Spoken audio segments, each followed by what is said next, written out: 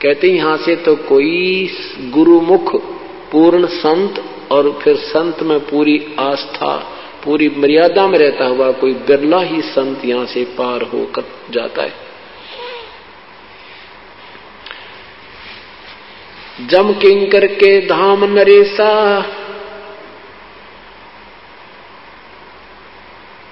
जम किंकर के धाम नरेसा, सट दर्शन के बंधे केसा, विष्णुपुरी लुटी विद भारी, जहाँ चंदा बदनी कामनी नारी, भोग विलास करें जहाँ प्राणी, बोर परत हैं चारों खानी।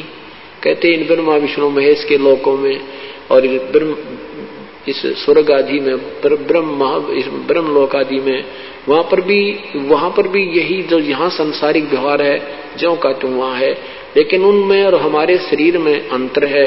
वहां की व्यवस्था, वहां की सुंदरता, वहां के आहार हमारे से कई गुना अच्छा है। जैसे एक तो गरीब व्यक्ति मजदूर व्यक्ति की व्यवस्था होती है, उसका शरीर होता है, एक अच्छे साहूकार सेठ बड़े अधिकारी की व्यवस्था होती है, उसका शरीर भी अच्छा होता है, उसका खान पान उनका घूमन फिरन की कोठी भी अच्छी हो। इतना अंतर कहते हैं यहाँ के और वहां के में स्वर्ग में है। लेकिन वहां भी क्या कहते हैं, भोग विलास करे जहाँ प्राणी, ही भोर परत है चारों खानी। वहां अपना कर्म भोग कर वो भी फिर वापस 84 लाख योनियों में आ जाते हैं। शिव पर लुटे कुटे बहु भांति, ही जम किंकर तोड़त है छाती। शिवलोक में चले गए, शिव की साधना करके कहते हैं फिर 84 लाख योनियों में नरक में, और यम के दूत फिर उनकी छाती तोड़ते हैं, उनके कर्म आधार पर दंड देते हैं। ब्रह्मपुरी में शोक संतापम, जहाँ हम देखे बहुत विलापम, कुबेरपुरी में जोरा कालम, जहाँ योगनी गाँव ख्यालम। जम की नगरी बहुविध जोरा, जम किंकर गुर्जों सर फोड़ा, वरुण नगर में नाचे बीरम, जहाँ कोई जीव न देखा थीरम। लोकपाल में लूट पड़ी है, जोगनी फांसी लिए खड़ी है, स्वर्ग बैकुंठ मठ सब लूटे, बिस्त बीच थे सो ना छूटे। ब्रह्मांड 2100 आगे लगी है, या कृत्रिम बाजी सभी ठगी है। क्या बताते हैं कि इस 21 ब्रह्मांड में यह आग लगी है। यहाँ जैसी व्यवस्था आपकी इस लोक में है, ऐसी ही स्वर्ग में, ऐसी ही विष्णु जी के लोक में, ऐसी शिवलोक में, और एक स्वर्ग के अंदर स्वर्ग लोक जो है उसमें बहुत ज्यादा द्वीप बने हैं।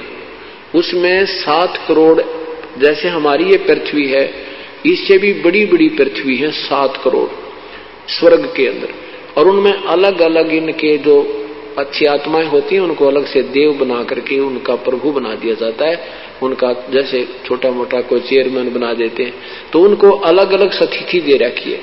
तो परमात्मा कहते हैं तो ये कहते हैं 21 ब्रह्मांड में तो यह आग लगी है, यहाँ साधना की ऊपर के लोकों में खाली, वहां भी यही बकवादे हैं, राग द्वेष खेचा ताणी लठन लट्ठा। आपने इतिहास पढ़े होंगे, स्वर्ग में एक बार राक्षसा ने हमला कर दिया, किसी ते भी ना मरे, विष्णु ते भी ना मरे, फिर एक पता नहीं वो एक दधीचि ऋषि था, उसकी हड्डी का तीर बनवाया, फिर वह मेरे। ये सारे न्यूय कहते हैं 21 ब्रह्मांड में आग लगी है। और यह कृत्रिम यह बनावटी 21 ब्रह्मांड काल के ये सभी ठगी है। सत भक्ति ना करने से ये ऐसे ही जन्म मृत्यु में अपना जीवन व्यर्थ करते रहते हैं। तो यहाँ परमात्मा कहते हैं कि ये जो शास्त्र विरुद्ध साधक हैं, ये बेशक आपको कितने ही सिद्ध लगते हैं, कितने ही इनके अंदर सिद्धियां हैं, चाहे आकाश में उड़ जाते हैं, चाहे ये सागर समुद्रों को भी पी जाते हैं फिर वापस छोड़ देते हैं, इनकी मुक्ति नहीं है। ये साधना परमात्मा पाने की नहीं, क्योंकि शास्त्र विरुद्ध है, और शास्त्र विधि को त्याग कर मनमानी जो पूजा करते हैं उनको ना कोई लाभ होता है, ना कोई कार्य सिद्ध होता है, न ही उनको कोई सुख होता, अर्थात उनकी साधना व्यर्थ होती है। बोलो सतगुरुदेव की जय।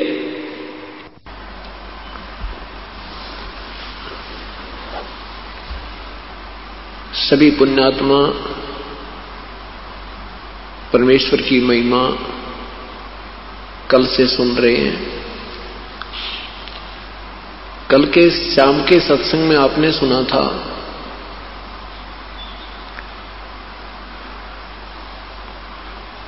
कि किस परमात्मा की क्या सतिथि है।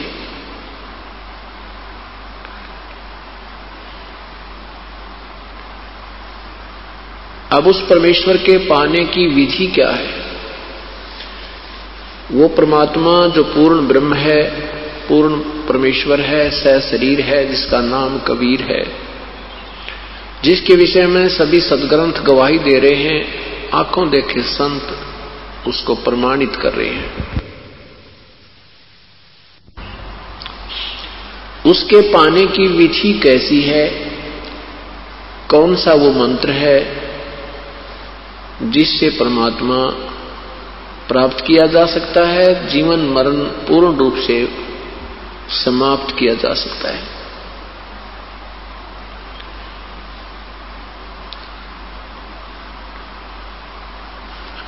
एक समय की बात है, एक धर्मदास नाम के श्रद्धालु अपनी साधना करते हुए अपने पूज्य गुरुदेव के अनुसार जो मार्गदर्शन उसे प्राप्त था, सर्व क्रियाओं को करते हुए अपनी साधनाओं में संलग्न थे।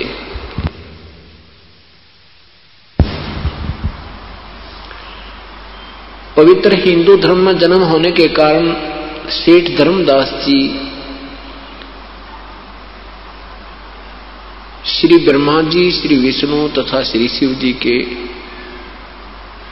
गुणगान किया करते थे। ब्रह्मा तथा विष्णु तथा शिव जी की पूजा विशेष किया करते थे। हरे राम हरे कृष्ण, ओम नमः शिवाय, ओम नमो भागवते वासुदेवाय, ओम आदि मंत्रों का भी जाप करते थे।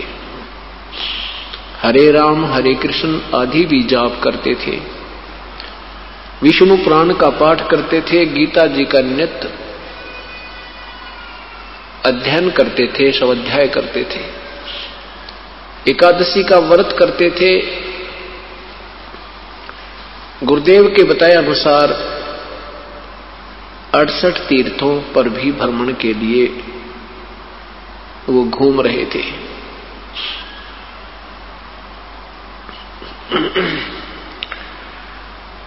अड़सठ तीर्थों पर भ्रमण के लिए श्री धर्मदास जी घर से निकले। सर्वप्रथम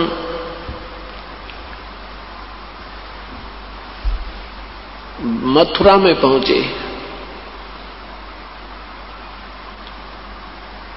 मथुरा में जिस तालाब में, जिस जोहड़ में भगवान श्री कृष्ण स्नान किया करते थे,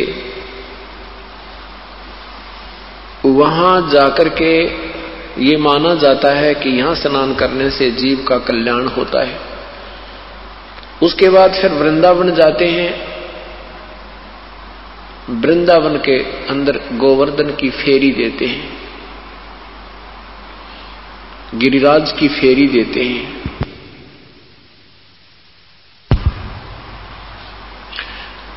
वृंदावन के बाद फिर बरसाने में भी जाते हैं, जहां की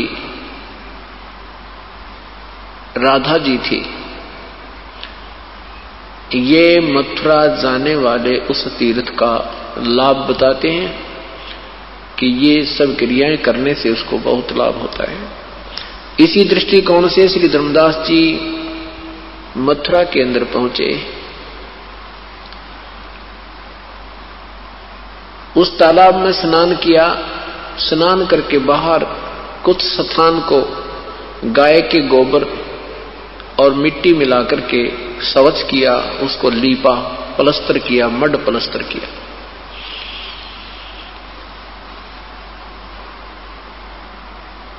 फिर उस स्वच्छ स्थान के ऊपर भगवान का एक चित्र रखा, जिसको शाल्यग्राम कहते हैं। श्री कृष्ण जी का एक चित्र, उसको जैसे पीतल का, उसको नहाया, पूरे उस तालाब से के जल से स्नान कराया, उस चित्र को, तस्वीर को। उसके बाद उसको स्वच्छ कपड़े पहनाए, तिलक मुकुट रख के तिलक लगाया, सब कंठी माला डाल करके उसकी स्तुति धूप दीप किया। उसके बाद गीता जी का पाठ करने लगे। उसी समय पूर्ण परमात्मा, पूर्ण ब्रह्म, सतपुरुष कबीर देव, कबीर परमेश्वर एक जिंदा महात्मा का रूप बना के वहीं पर उपस्थित हुए। जिंदा महात्मा कौन होते हैं? मुसलमान धर्म के अंदर एक विशेष वेशभूषा होती है, काला एक कोट होता है, काला ओवरकोट जो घुटनों से भी नीचे तक का होता है, उसको चोगा भी बोलते हैं। वो काला एक कोट पहने हुए और सिर पर काला टोप पहने हुए, लंबे से चोटे का, ऐसी वेशभूषा वाले साधक को जिंदा महात्मा बोलते हैं। जिंदा महात्मा की वेशभूषा में परमेश्वर, धर्मदास जी जो अपनी साधना कर रहे थे उससे कुछ दूरी पर विराजमान हो गए, बैठ गए। धर्मदास जी ने देखा कि एक साधु आपकी क्रिया को बड़े गौर से देख रहे हैं। ऊंची आवाज में गीता जी का पाठ करने लगे।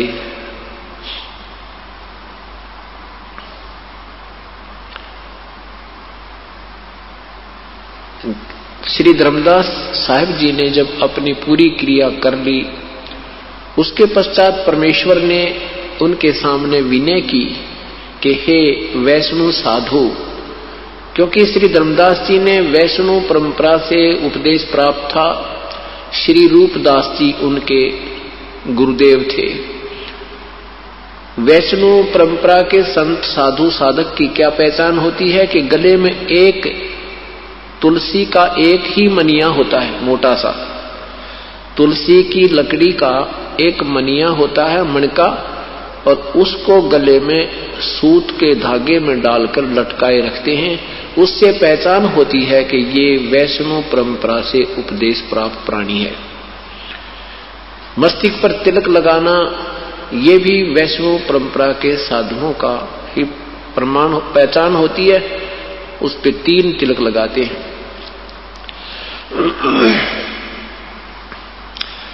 परमेश्वर अपने आप को छुपा करके उस प्यारी आत्मा धर्मदास जी को समझाने, शरण में लेने के लिए उनको महिमा देते हैं कि हे महात्मा जी। कबीर साहब कहते हैं धर्मदास साहिब जी को कि हे महात्मा जी, आपकी साधना मुझे बहुत अच्छी लगी। आप बहुत ही अच्छी तरह उच्चारण कर रहे थे। मैं बहुत जगह घूम चुका हूं, भ्रम लिया हूं, मुझे कोई सतमार्ग बताने वाला संत नहीं मिल रहा। मेरा भी कल्याण करो, मुझे भी कुछ भक्ति मार्ग बता दो। धर्मदास जी ने सोचा कि एक मुसलमान होकर और तेरी साधना से प्रभावित हुआ है तो इसका कल्याण संभव है, इसको मैं अपनी भक्ति विधि बताता हूं।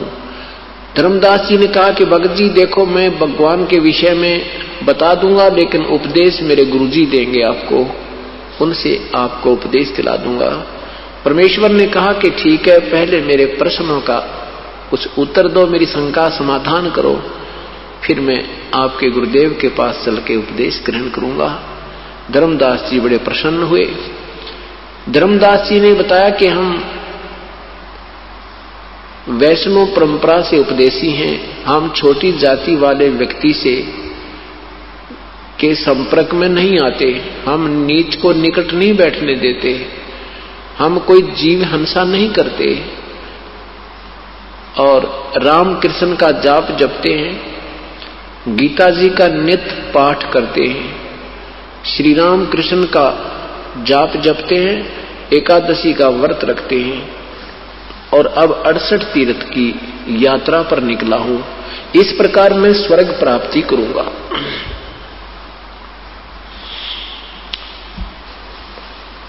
परमेश्वर ने कहा, ठीक है महात्मा जी, मैं कुछ शंका समाधान के लिए प्रश्न करना चाहता हूं। धर्मदास जी ने कहा, शौक से कीजिए, शंका समाधान नहीं होगा तो आप कैसे भक्ति कर पाओगे। परमेश्वर ने कहा, आपने कहा कि मैं स्वर्ग जाऊंगा, इस तरह इस विधि से मैं स्वर्ग प्राप्ति करूंगा। आप स्वर्ग के अंदर कितने दिन रहोगे संत जी? सुना है कि स्वर्ग भी एक समय विनाश में आता है।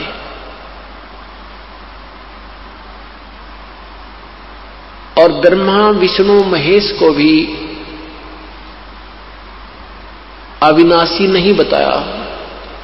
ब्रह्मा विष्णु महेश भी नाशवान प्रभु हैं। इन्हीं की जीवन हिस्ट्री, जीवन चरित्र अर्थात पुराणों में वर्णन है।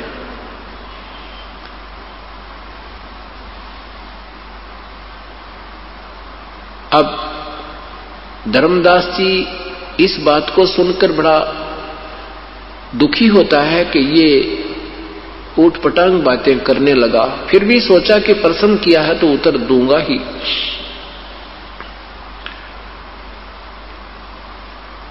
धर्मदास जी से परमेश्वर ने कहा कि देखो, 8वें अध्याय के, गीता जी के 8वें अध्याय के 16वें मंत्र में लिखा है कि ब्रह्मलोक से लेकर और नीचे तक के सारे लोग पुनर्वर्ती में हैं, अर्थात इनको ये नाशवान है, इनके प्राणियों का जन्म मृत्यु होता रहता है।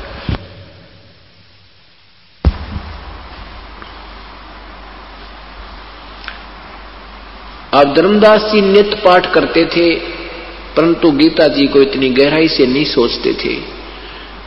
उनको वो श्लोक और अध्याय याद थे, नित्य पाठ करने से वो कंठस्थ याद थे।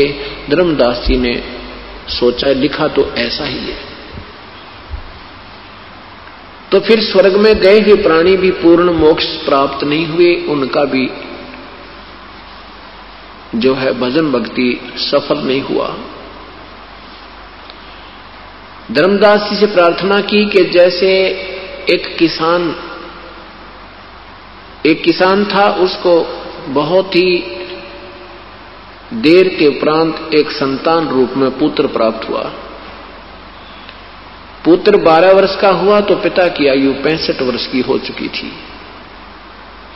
किसान ने सोचा कि मैं वृद्ध हो चुका हूं, ना जाने कब यहां से जाने का समय आ जाए, मेरा पुत्र अभी बच्चा है, इसके लिए मैं अपने इस कृषि के अनुभव को लिख देता हूं और बच्चे को कह देता हूं, बेटा जब भी तू किसी वस्तु के में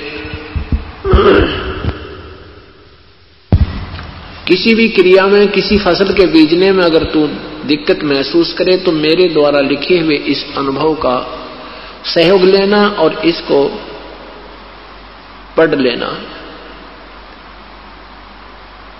पिता की मृत्यु हो जाती है और वो पुत्र प्रतिदिन पिता के अनुभव को एक बार पाठ कर लेता है और जैसे पिता ने उसमें लिखा है ऐसे वो क्रिया कर नहीं रहा तो क्या वो सफल हो जाएगा अपने कृषि के व्यवसाय में? धर्मदास जी को परमेश्वर ने प्रसन्न किया। धर्मदास जी ने कहा कि ये तो हो ही नहीं सकता, वो तो जैसा उसके पिताजी ने अनुभव लिखा है ऐसे वो पुत्र करेगा तो उसकी फसल तैयार होएगी।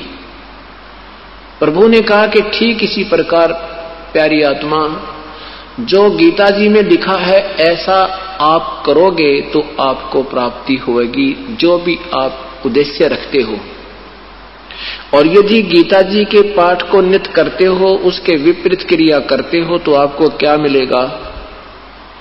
सफलता या असफलता? धर्मदास जी चुप हो गए।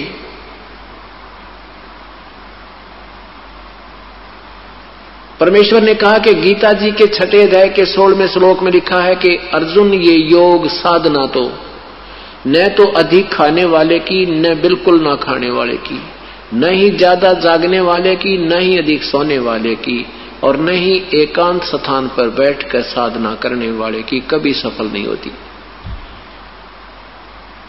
बिल्कुल न खाना, व्रत रखना, एकादशी के व्रत में केवल जलपान करते हैं, वो भी शाम के समय थोड़ा सा, नहीं आहार नहीं करते।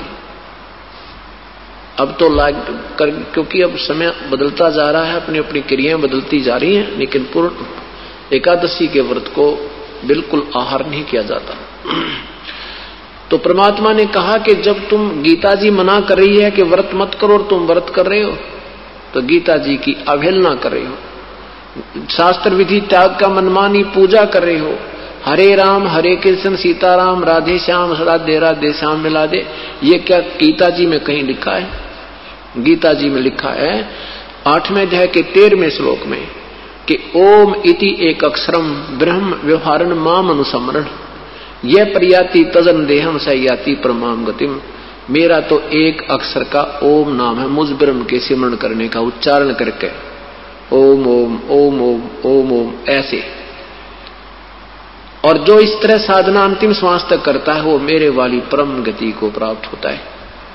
ये हरे राम राधे कृष्ण सीताराम ओम नमः शिवाय ओम नमो भगवते वासुदेव, ये मंत्र मनमुखी है, मनमानी साधना मनमाना आचरण है। इसके विषय में पवित्र गीता जी के अध्याय नंबर 16 के मंत्र नंबर 23-24 में कहा है कि जो शास्त्र विधि को त्याग कर मनमाना आचरण अर्थात पूजा करते हैं, उनको ना कोई सुख हो है, ना कार्य सिद्ध हो है, ना ही उनकी कोई गति हो है, यूजलेस प्रयत्न है। अब धर्मदास उस परमेश्वर के मुख की तरफ देख रहा है कि ये मुसलमान होकर के और गीता को इतने प्यारे ढंग से विवरण कर रहा है, ये कहानी क्या है? मुसलमान लोग तो अपने कुरान शरीफ के अतिरिक्त किसी शास्त्र को छूते भी नहीं।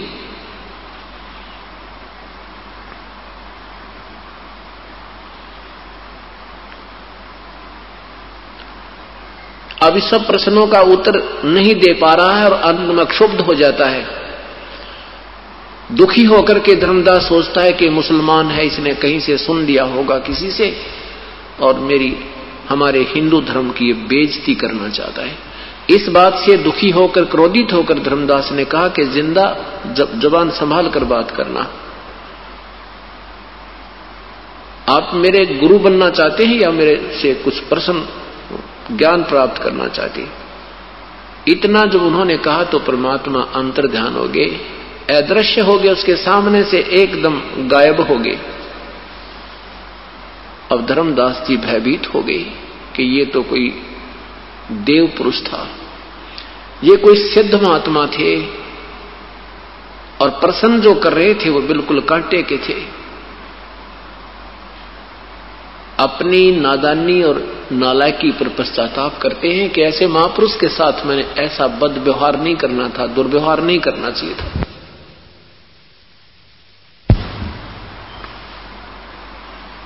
और गीता जी को उठाकर देखते हैं, वो ज्यों का तो मिलता है 8वें अध्याय का 13वां श्लोक, और कोई मंत्र नहीं मेरे जाप करने का, ऐसा गीता जी में ठोक के प्रमाण दिया है। और गीता जी अध्याय नंबर 17 के मंत्र 23 में लिखा है कि उस परमात्मा के पाने का ओम तत्सत इति निर्देश ब्रह्मण त्रिविध समर्थ है। उस परमात्मा के पाने का तो वो 3 मंत्र का जाप है। ओम तो सीधा ही है, तत्सत ही सांकेतिक है। अब धर्मदास जी सारी रात चिंतित रहे, जो क्रिया वो करते थे उसको करने को कति दिल नहीं कर रहा था।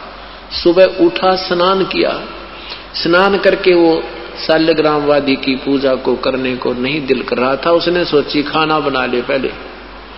अब सुबह उठा, अंधेरे में उठते ही उसने अपना खाना बनाया, लीपा, उसी प्रकार मड प्लस्टर करके लीप के गारा और गाय के गोबर से खाना बनाने लगा। तो एक मोटी लकड़ी जो बीच से थोथी थी, उसमें सुराख था आर पार, और उसमें ढेर सारी चींटियां थी। वो धर्मदास को अंधेरे में दिखाई नहीं दी। श्री धर्मदास साहिब जी ने चूल्हा बनाया, जंगल से लकड़ियां चुनी, उनको जला करके सहयोगी लकड़ी लगा के एक मोटी लकड़ी लगाई जो बीच से थोथी थी, उससे अपना खाना बनाने लगा। अब वो लकड़ी जलती जलती जब निकट आई तब तक कुछ अंधेरा सा छट गया था, चांदना सा रोशनी हो गई थी और जलती जलती लकड़ी चूल्हे के पास आ गई थी। धर्मदास जी की दृष्टि पड़ी तो क्या देखा कि चींटियां अपने अंडे मुंह में लेकर और कुछ वैसे उस लकड़ी के अंदर से बाहर निकलने का प्रयत्न कर रही हैं और लकड़ी के बाहर एंड पॉइंट पर अंतिम हिस्से पर एक तरल पदार्थ उबल रहा था। उबल रहा होता है, वो उबल रहा था, उसमें से चींटियां बाहर निकलने की चेष्टा कर रही थी। जल जल कर उस पर गिर गिर कर चटक चटक होकर के वो जल रही थी, कुछ अंदर अग्नि से जल रही थी। ऐसे करोड़ों चींटियों की हत्या देखकर, हिंसा देखकर धर्मदास कांपने लगे, क्योंकि साधु आत्मा ही प्रभु पाने का प्रयत्न किया करती है, उनको साध संगत कहते हैं। तो वो साध आत्मा थी। परमात्मा ऐसे सुबह सुबह इतनी हिंसा देख करके वो सारा कांप गया। शेष लकड़ी पर तुरंत पानी डाल दिया, जितना भोजन बन गया था सो बन गया था, फिर भोजन नहीं बनाया। अपने आप में सोचने लगा, देख मैंने आज कितना पाप कर दिया, हे भगवान मैं तो महादोषी आत्मा हो गया। आज इस अपराध को कैसे विनाश किया जाएगा। आप पे निष्कर्ष निकाला कि आज मैं निराहार रहूंगा और इस भोजन को किसी साधु संत को खिला दूंगा, मैं आहार नहीं करूंगा, मैं पाप मुक्त हो जाऊंगा।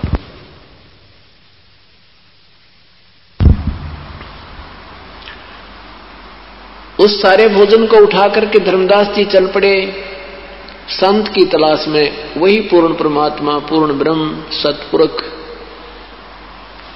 एक साधु भेष बनाकर, जैसे हम साधु मानते हैं, हमारी जो दृष्टिकोण बना हुआ है कि लाल कपड़े हो, भगवा बाणा हो, गले में एक माला हो, माथे पर तिलक हो, जटा बड़ी हो या मूड मुड़ा रखा हो या कोई ऐसी क्रिया हो, तो हम उसको संत मानते हैं। ये हमारा दृष्टिकोण है। लेकिन परमात्मा के लिए ये दृष्टिकोण नहीं है, ये तो ऊपरी दिखावा है। जिसमें सतभक्ति और सतज्ञान है वही साधु होता है, वो चाहे कैसी वेशभूषा में। धर्मदास जी की दृष्टि पड़ी के सामने साधु बैठा है, उनके चरणों में प्रणाम किया और आहार रख दिया सामने और कहा प्रभु भोजन पाओ। हे महात्मा जी आहार करो, आपको भूख लगी होगी। परमेश्वर ने कहा हां धर्मदास जी मुझे भूख लगी है, धन्य हो, धन्यभाग, धन्यवाद हो आपका,